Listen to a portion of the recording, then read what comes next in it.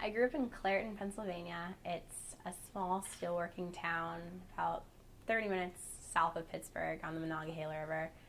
Um, it's a pretty bad area, honestly. It used to be a really good area back when steelmaking was big in Pittsburgh, but growing up, I didn't know any differently. I didn't know that it was a bad area. It's just my home, and I lived in a pretty sheltered environment as a kid. My parents always sent me to private school, and I wasn't even allowed to go across the street to the playground by myself. We had a pretty large yard, and that's where my brother and I played every game imaginable, and we learned how to ride bikes and scooters and rollerblades.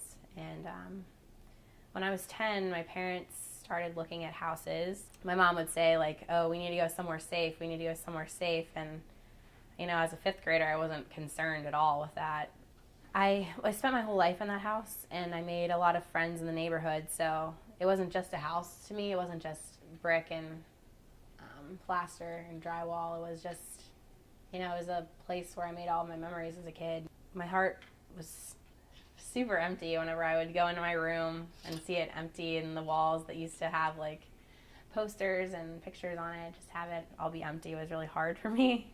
So the day that we left, I stood in my bedroom by myself, and I just kind of looked at the walls, and it was a pretty dramatic scene, I guess. I was kind of crying and sitting against the wall, and I looked out the other window in my room that looked out over my backyard, and I saw the little oak tree in the corner of my yard.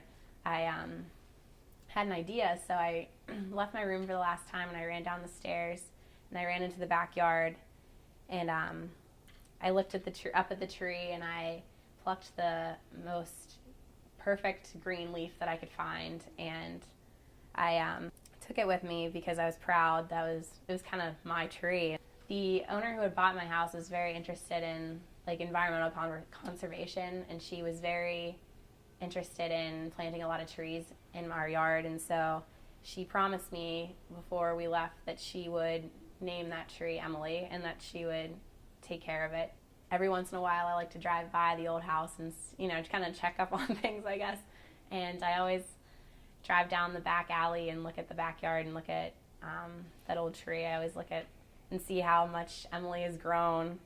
And so it's been almost 10 years since we moved from that house, but it's always interesting to see that tree and how much it's grown, and see how much I've grown over time. And so I still have the leaf, actually. It's in my closet at home, and it still has some green pigment in it, which is weird, but I kind of like to think of that as a metaphor of my old self, that I'm never going to forget the memories that I made in the house.